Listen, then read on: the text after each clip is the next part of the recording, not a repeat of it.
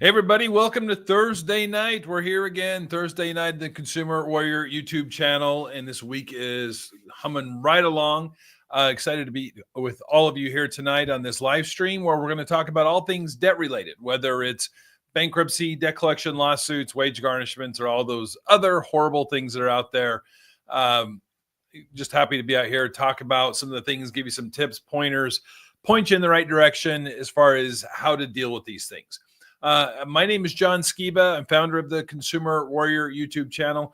I'm also the founder of the Arizona Consumer Law Group, which is a law firm here in the state of Arizona where I help consumers who are looking to file for bankruptcy and also who have been sued by debt collectors. It's a big portion of what we do. And really kind of what I'm known for, I think mostly online, is helping people who get sued by junk debt buyers like LVMB funding, portfolio recovery, Midland funding, all those guys. I've dealt with them a lot. For a long time, I would even get Midland Funding's mail because I had done so much stuff online. People assumed that somehow I worked for Midland Funding. It was actually kind of funny. I would get phone calls and people would call and yell at me saying, why are you trying to collect this debt from me? And I'm like, I'm on your side. I'm not Midland Funding. But anyways, I haven't got one of those in a while. So I think people have figured it out. But while I am licensed attorney here in the state of Arizona, I'm not licensed anywhere else. So you should not take this as legal advice. This is some guy talking on YouTube. So you're getting what you're paying for, which on YouTube is zero. So if you have a question, here's how we're going to do this. Put it up in the chat section on YouTube or put it in the comment section on whether you're on Twitter or X or on Facebook. I'll put it up on the screen and we'll talk about it. Before we jump into the questions, I do want to thank our sponsor each and every week, Solo Suit. We're going to put their link below. They help people with some automated tools that are really cool for debt settlement, filing answers to debt collection lawsuits, those types of things. Can be a real lifesaver if you're in a position where you have to represent yourself and either hiring an attorney doesn't make sense or you just don't have the funds to be able to do it. If you're in the state of Arizona, and even if you're not, if you need help, I put a link in the section. Click on there. We can, if you're in Arizona, they'll connect you with me, and we'll be able to have a chat over the phone as far as kind of where we can, as far as what we can do to help you. If you're in another state, click on it as well, and we can connect you with an attorney in your particular state. All right. So I was looking at the channel and going through the comments, and I got a comment that I think raises an issue that there's sometimes a lot of misunderstanding. This person was talking about a bankruptcy proceeding and said, hey, is my 401k going to be taken from me if I file bankruptcy, frowny emoji? And you know what? If your 401k did get taken in bankruptcy, that would be a frowny emoji, but it's also not going to happen. The reason why is because of these exemption laws that are out there. And every state has exemption statutes, and there's even a set of federal exemption statutes. And what these are laws that protect your stuff. And these exemption laws, they exist even outside of bankruptcy. You don't have to be in bankruptcy to have certain property that's exempt. And essentially the idea behind it is the legislatures, have put into law saying, look, there are some basic things that people need that should be protected from creditors. We're not going to allow a credit card company to sue you, get a judgment, and then just leave you completely destitute. We're going to have certain things that are be protected. So and these do vary from state to state. And so what I'm telling you here is based on Arizona exemptions. So you would actually need to look that up in your particular state. This would be something that would be great for Google, ChatGPT, Grok, whatever you use for AI, and then verify it with an attorney in your particular state. But you can at least get an idea of what the exemptions are. You do have to be careful. I can tell you, like with AI right now, they get a lot of the Arizona exemptions wrong because there's been some changes in the last couple of years. And so the AI doesn't get it completely right. But so, for example, the exemptions in Arizona, like the homestead exemption that most people have heard of, protects up to $425,000 of equity in your property. And that is updated in Arizona every January to show it goes up a little bit. So 425,000 of equity is quite a bit. That's not 425,000 of value. This is equity that you have in the property. So, for example, if you have a property and let's say that you owe $200,000 on your mortgage, That means that the property could be worth up to $625,000 and you could still keep it and it would be exempt from your creditors because $200,000 mortgage plus the four, and if it, as long as it was worth less than $625,000, that would give you your $425,000 cushion and it would be protected. In Arizona as well, like vehicles are exempt. $15,000 a vehicle. Married couples each get a $15,000 vehicle. $15,000 again of equity, not total value. Bank accounts in Arizona, $5,000 is exempt in a checking account. Married couples get $10,000, $5,000 each, or you can stack at 10. So there's all these kind of things. And so in this question here, 401ks under federal and state law are completely exempt. Creditors cannot touch them. They can't go after them. It's like Social Security. They can't go after those kind of things. So there's all these exemption laws. And in bankruptcy, they're super important because in bankruptcy, particularly Chapter 7 bankruptcy, they have a trustee who gets assigned to your case whose job is to try to look and see if they can take assets, sell them, and give the money to your creditors. If the asset is exempt and if you claim it as exempt, there's something called Schedule C in the bankruptcy filing where you have to claim the asset as exempt. And if you properly claim it, and this is why we recommend attorneys help you with the bankruptcy process. Way back, there used to be this kind of theory that, oh, this is just filling out some forms. There are forms. There's about 100 pages of forms, but it's what you put in those forms that makes a really big difference. And if you fail to claim the exemptions properly, that's when you can lose assets. But if you have an attorney, you can help there. So hopefully that helps you understand that, in bankruptcy, these exemptions are applicable. Out of bankruptcy, they're applicable. And it's important to know as well, like I said, it varies from state to state. There are some states in the East where the homestead exemption is like 20 grand. I think it's Kentucky, if I'm not mistaken, which is nuts to me. Unless all the houses are only worth 20 grand. I don't know. I haven't been to Kentucky, but I can tell you that that's insane to me. There is a federal exemption, though, that can protect like up to $189,000. So I believe in those states, at least in the bankruptcy context, a lot of attorneys will claim those. But then there's states like Florida, Texas. I believe they have unlimited homestead exemptions, which is great, I guess, for those who owe a lot of money but still want to have a nice house.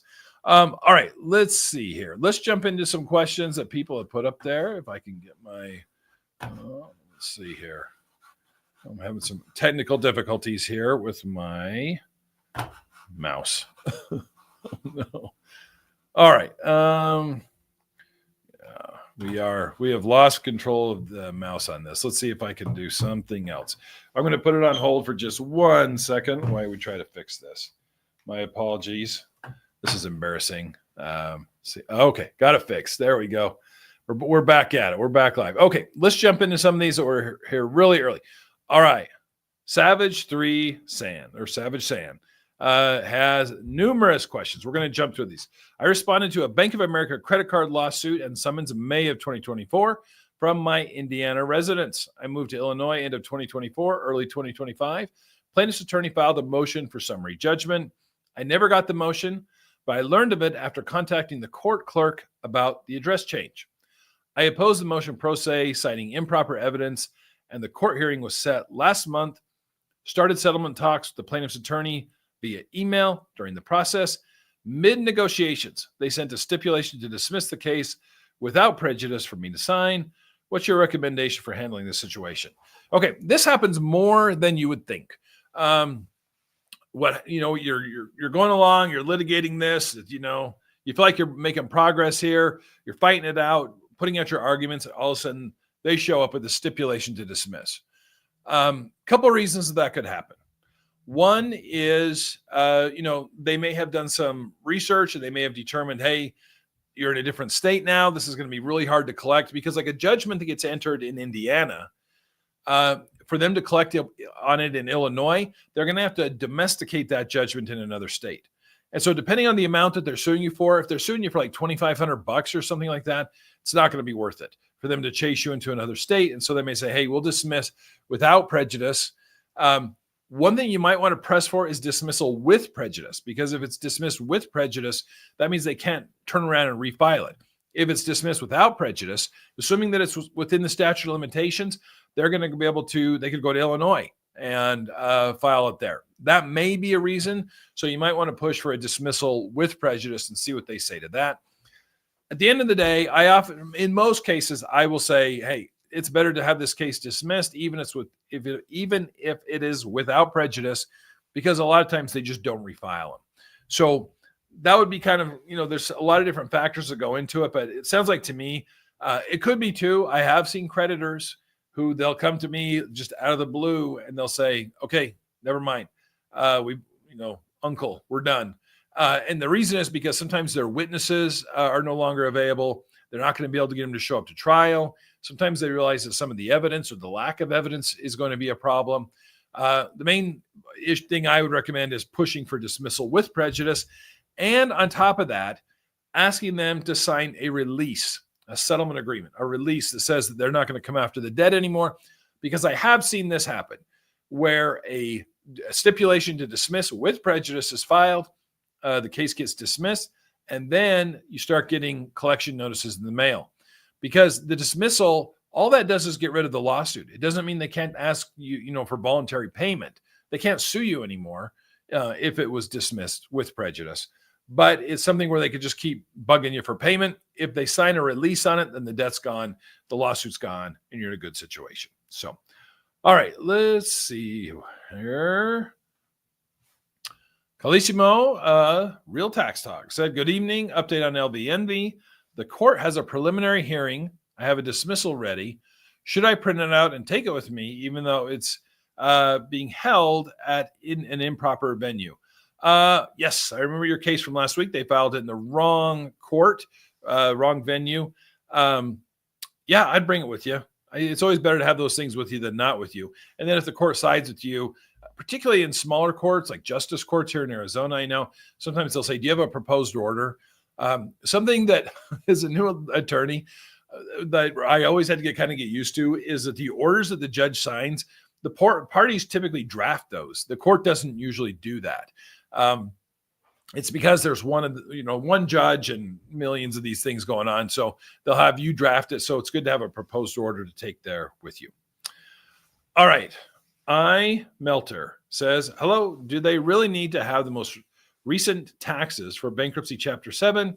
And do they know that it's the last one around February? So I can tell you that, yes, particularly in Arizona, the U.S. Trustee's Office, they are really pressing for people to have their tax returns current when they file. You could file the case. They're not going to close your case and sometimes even discharge until they get a copy of those tax returns.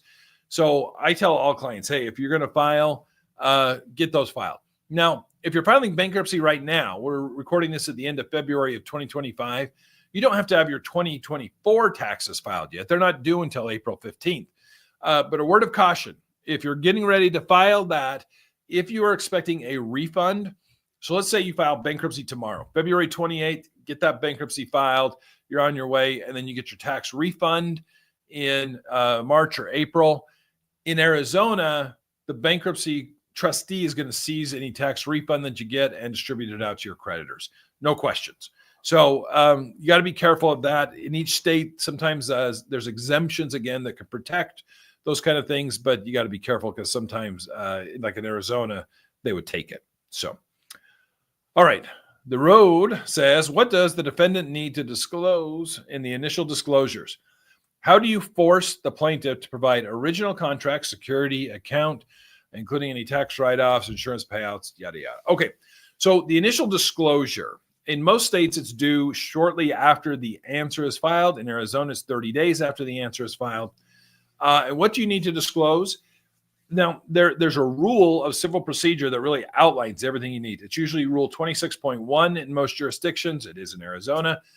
So you can Google Arizona Rules of Civil Procedure, Rule 26.1. I believe it's Rule 120 in the Justice Court Rules of Civil Procedure. But just you could do some research and look it up and see exactly what the rule is in your particular state. It'll outline exactly what you need to disclose. But as far as documents, you're required to disclose anything that may have information about the about the what do you call it? About the case. So if there's if there's information, if there's correspondence between you and the creditor, if there's correspondence or documents, monthly statements, anything that you have, you've got to disclose. And the opposite is true. The creditor has to disclose anything related to the case. Now, a lot of times, if it's a junk debt buyer, they're not going to want to provide the what's called the master purchase and sale agreement, or sometimes called the forward flow agreement. If they have something and they're not providing it, you can request it. If they don't request it, or if they don't provide it, you can actually file a motion to compel with the court and say, hey, I need this, make them turn it over. A lot of times, if the courts order them to turn over some of these documents they don't want to turn over, they'll dismiss. So that can be a good way of getting these things squared away as well. There's a follow-up to that. Sorry, I didn't see that. Also, does filing acknowledgement of the initial disclosure have to happen in a civil case, whether or not it moves to arbitration, or should the motion to compel take precedence? This is a state-by-state thing. I can tell you it's funny. So the disclosure statements, I should have prefaced it with this, are typically just exchanged between the parties. It's not filed at the court, because a lot of times there's information and that's not admissible and wouldn't come in like in a trial or something like that. But a lot of parties will file a notice, hey, I served a copy of it. The rules do not require that. In Arizona, they used to require, but now they don't. But as a habit, a lot of people still do it. It's not a bad thing, but it's just not required. So with that being said, the motion to compel, I always say file it, the sooner you can file it, the better. Because if you wait too long, one, in the terms and conditions of a credit card agreement that has an arbitration clause in it, a lot of times it'll say that there's a window where you have to file it. It usually says you have right up until trial. But I always say judges are going to say, look, if you're going to file this, do it early on. Don't waste the court's resources. Let's just get this thing taken care of and filed early. So that's what I would recommend. So, all right. Nick H says, I had a debt collector, LVNV, under the banner Resurgent Services, sue me in justice of the peace court in my county in Texas. The judge ruled that the case to be dismissed. Specifically, it did not indicate dismissed with prejudice. They are still reporting the debt to the credit bureaus and it's still showing up. Is there any recourse to this? Your recourse would be, and this is exactly why I say I like that release, not just a dismissal, because if it doesn't state whether it's with or without prejudice, the presumption under the law is that it's without prejudice, that they can refile it again. The dismissal of a case does not mean that the debt has gone away, typically. Now, if it's outside the statute of limitations or something like that, that may be an issue. But it's something where what you could do is you could dispute it on your credit report and attach a copy of the court's order showing it was dismissed, see if that makes any difference. There's a good chance that it'll probably just remain due to the fact that the case was dismissed, but that doesn't mean the debt went away completely. So Joe says, how much money can I have in a bank account if I'm filing for bankruptcy? This will vary from state to state. So like I said, all I know is Arizona. That's where I practice law.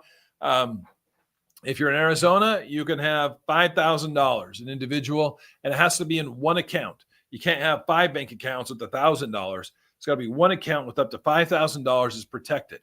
And they only care about the day you file your bankruptcy case. So, if you file on February 27th of 2025, that's the day we're going to look and see what your balance is, not 2 months from now. So you can, use your bank account as normal. If you're a married couple in the state of Arizona, you each get a bank account with up to $5,000 in it, or you can stack those exemptions in one account with up to $10,000 in a bank account. And it does have to be a bank account. Like you can't have a bunch of crypto or stocks or something like that. It's got to be cash in a bank account to have it be protected. Again, that's an Arizona only statute. And so you'd have to look from state to state. And it does vary a lot. I know. So that law changed in November of 2022 here in Arizona.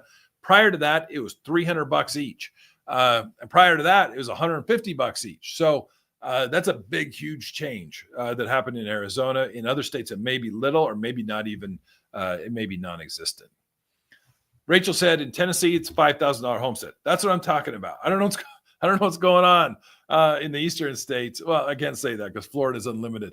But some of these homestead exemptions in the state are very small.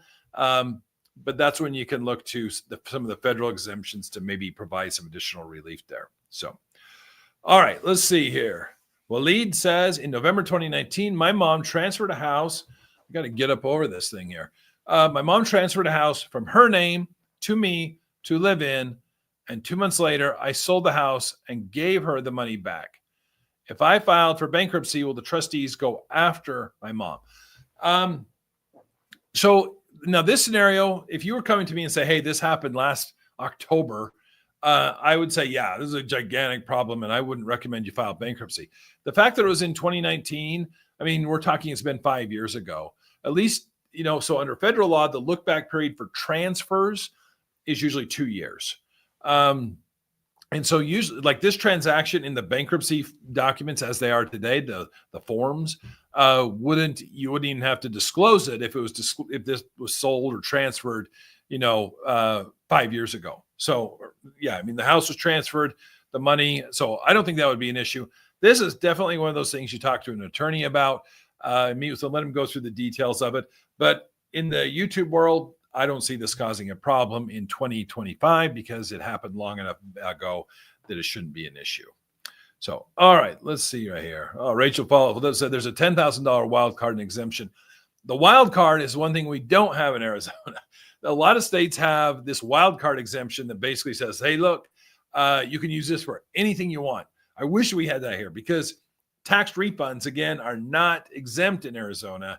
And so every time we file bankruptcies this time of year, it's kind of something people stress out about. If you had a wild card, you could apply that there. So, all right, let's see here. See this one here. TD says, hi, John. I have a case in Oklahoma with Cavalry. The arbitration agreement said neither creditor or debtor can initiate, creditor or debtor can initiate the arbitration. Okay, this is going to go actually into a question. I'm going to pop up from the channel where someone's calling me out saying I'm being inconsistent. This person said, John, you contradicted yourself in this video that they were watching. In another video, you said, let the credit card or junk buyer creditor start the arbitration filing after you're granted your motion to compel arbitration. In this video, you said we need to do it. Which is it? I'm going to admit I am being inconsistent in my videos, and I have almost 900 videos, and you might find some inconsistencies in there. But let's go back to this question. Here, my position has changed, and I'll tell you why my position has changed.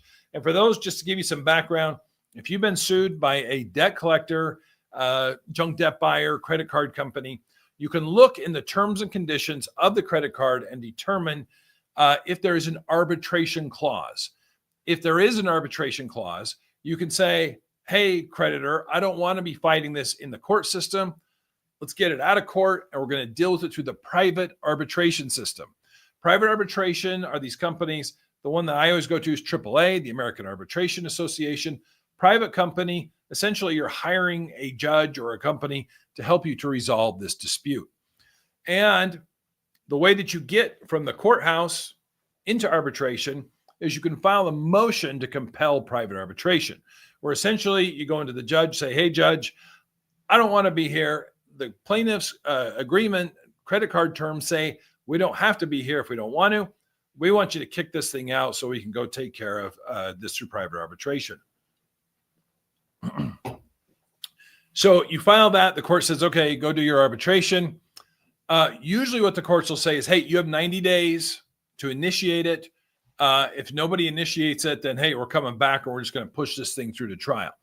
So the question here is, who should initiate it? Should the plaintiff do it, or should the defendant do it? Now, early on, when I talked about this approach to dealing with these cases, I always said, let them do it. They're the plaintiff. It doesn't make any sense. I'm going to go open up an arbitration hearing, file some documents about somebody else who's suing me. It doesn't make sense. They're the plaintiff. They're the ones who should be pushing the claim. What I found is the creditor is not going to push it. They don't want to be in arbitration. The arbitration fees through AAA are gigantic for creditors. They're going to spend $2,500 to $3,000 just to get the case in there, whereas the consumer only pays about $200. And so My recommendation, and so what I would always see is the judge would say, okay, go do arbitration. I would sit around twiddling my thumbs, waiting for them to initiate it. They never would. And then they go back into court and say, Judge, they filed this motion to compel arbitration. And you know what? They didn't even do it. And I had the judges enough of the times just overrule my protests about they should be the ones who do it and said, no, we'll just deal with it in court. I've decided, hey, it's worth the $200. I'm going to initiate it. And that really drags them into arbitration. And so, again, they don't want to be there. So a lot of times it resolves the case. But if you filed the motion to compel arbitration, you've got to be doing so in good faith. You've got to be willing to go forward with the arbitration. There are a lot of reasons to be in private arbitration over a court hearing. It's less formal, particularly for people who are not representing themselves. There's not as many strict rules like the rules of civil procedure, the rules of evidence, and it may be a lot easier for you to present your case. I know the last arbitration I did with AAA, we actually did via Zoom. So it was just a video thing with the arbitrator. The arbitrator showed up in like a t-shirt and jeans. He was a very, very experienced arbitrator and attorney, but it's just way more casual. So, all right, let's see here. Oh, we'll follow up one more here. It says, also, I do have a case in the proper state with an attorney in my state of Pennsylvania to file the lawsuit for improper venue. He has stated that there's a possibility that they will stop the lawsuit in the wrong. Yes. So it sounds like you may have found like an FDCPA attorney. It is a violation of the Fair Debt Collection Practices Act to file a lawsuit in the improper venue. And so you may be able to use that to file the lawsuit, and then they'll just drop the whole thing altogether. All right, let's see here. Okay, I'm going to jump into this one. Anon 999 says, I have a very serious issue. We can deal with this. I was advised by numerous lawyers that I should sell my old house. The problem was I had a $500,000 EIDL loan, and the collateral was the house. The lawyer said they didn't protect their rights by securing a lien to sell it. Now I may have to file bankruptcy. I am petrified. Okay. So what I'm saying, okay. Then you do one more follow. What could the punishment be for selling my house that was attached to the collateral for the loan? Okay, so, and we saw this these EIDL loans, which came out during COVID when the government was just like shoveling money out and giving it to everybody. If the loan is over $250,000, they usually required collateral. They required some type of property. So I do see these loans where the house, your residence, they put a lien on it as part of the deal. So if you don't pay it, then they have this lien and they can foreclose on it. So you're asking what's the punishment for selling your house that was attached to the collateral. There won't be any punishment, but you won't be able to sell it. And the reason why, if the government or whoever actually issued the loan, assuming that they perfected their lien, meaning they filed the paperwork, the appropriate paperwork was signed off by you, they recorded their lien with the county recorder of where you live. As long as it shows up there, when you go to sell your house, the title company, or I know in some states like lawyers, they'll do a title search and they're going to look to see, are there any liens on this home? They're not going to be able to sell it without satisfying that lien. So unfortunately, it's not something where you can just sell it and then nobody knows about it. If title is going to transfer to a new buyer, they're going to see that in the public record. And there's a whole system there. That's what the Secretary of State for financing statements, the county recorders for these liens that they have on the home, they're going to get it paid off that way. So unfortunately, I think that you're kind of stuck there maybe. All right. Erok 87 says, hi there. I'm getting sued for a debt from 15 years ago. It's not my credit. It's not on my credit report. They're threatening garnishment. I sent them back a validation letter. I live in New York. Any advice? So, what you have to look at, it is important to know there's a distinction between a debt being on your credit report and them suing you. Now, debts on a credit report, typically they're only there like 7 years and a couple months, and then they fall off. They go away, these derogatory accounts. Then there is the statute of limitations. Statute of limitations is the amount of time a creditor has to file a lawsuit against you from the time that the account goes into default until they decide to file the lawsuit. Now, I don't know the statute of limitations in the state of New York on credit cards or other types of debts. Like in the state of Arizona, it's 6 years. So if it was 15 years ago, that may be outside the statute of limitations. They may be lying to you as far as, which is also a violation of the Fair Debt Collection Practices Act. They can't say they're going to do something that legally they're not entitled to do. So, I think you took the right step to send back the validation letter, because that's going to send you back the information you really need to know to make a decision. Now, it could be that they're saying, hey, we already have a judgment. Yeah, we sued you 11 years ago and you didn't know about it. That sounds bizarre that you wouldn't know about it. I see that every single day in my law practice in Arizona. People come in. I had one just recently. It was from 2004. This old judgment had been churning interest. They're like, I didn't even know this existed. My client lived in Canada when they said that they served him. And so he had no idea that it had happened. I know people think, oh, they just say that. It 100% happens. I can legitimately point to it almost every day in my practice. I run into people who I meet with who don't know about these judgments. So it may be that when you validate, they're going to send you back a copy of a judgment. If they do, judgments are good, usually for a set period of time. In Arizona, they're good for 10 years. They can be renewed every 10 years. So those are the kinds of things you need to see. If there is no judgment, you need to see how it is that they're saying that, you need to do some research, talk to an attorney there in New York, see exactly what the statute of limitation is, and see if it's, if it's something that it's outside the statute and maybe you don't need to worry about. All right, let's see here. How much in a savings from Social Security can you protect from judgment under Section 207 from the judgment creditor? I don't want to file BK. So Social Security income, whether it's Social Security retirement or Social Security disability, is completely exempt, even if it's in a bank account. Okay, so if you've kind of, and where we see this a lot is a lot of times people apply for Social Security disability. The process takes forever. And then by the time you get approved, the government actually provides you back pay to the time when you applied. And so you get this big lump sum of cash. The key with Social Security to maintain its exemptions is you don't want to commingle it with other types of income.